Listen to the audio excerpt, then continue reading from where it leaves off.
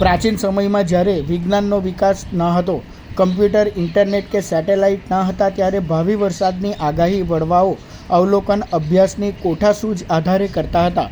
ચોમાસાની ઋતુ શરૂ થવા અગાઉ જુદી જુદી રીતે વરસાદનો વર્તારો કરતા જે પ્રથા આજના આધુનિક યુગમાં પણ જીવિત છે.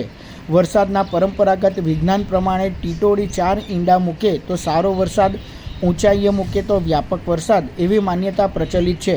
ખેતીના જાણકારો અને વડીલો માને છે કે ટીટોળીને કુદરતી રીતે જ આવનારા સમયનો અણસાર આવી જતો હોય છે.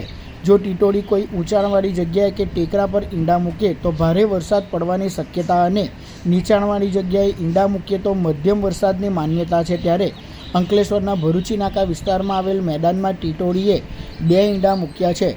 સામાન્ય રીતે ટીટોળી 4 ઈંડા મૂકતી હોય છે, પરંતુ આ વખતે જો 2 ઈંડા જોવા મળતા લોકમાન્યતા મુજબ ચોમાસાના 2 મહિના ખૂબ જ સારા વરસાદવાળા રહેશે તેવી માન્યતા વ્યક્ત કરવામાં આવી છે. ત્યારે ગ્રામ્ય સંસ્કૃતિ અને ખેડૂત આલમમાં પેઢીઓથી ચાલી આવતી આ નિરીક્ષણો આજે પણ એટલા જ મહત્ત્વના ગણાય છે. કાયમ માટે અમે પ્રાચીન પરંપરાગત પ્રમાણે ટીટોળીના ઈંડા પર મૂકવાના એના પરથી આગાહી કરતા હોય છે. જો ટીટોળી 4 ઈંડા મૂકે તો વરસાદ સારો પડે.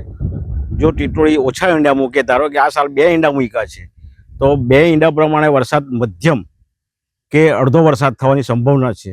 અને બીજી એમાં એવી ખાસિયત છે કે જો ટીટોળી ઈંડા ઊંચી જગ્યા પર મૂકે તો વરસાદ સારો થાય, અને નીચાણવાળી જગ્યામાં જો મૂકે ઈંડા તો વરસાદ ઘણો ઓછો થાય અને મોડો થાય, એવી અમારી પરંપરાગત ચાલતી આવેલી આગાહી છે, જેના આધારે અમે ખેડૂતો વર્તારો કરતા હોઈએ છીએ.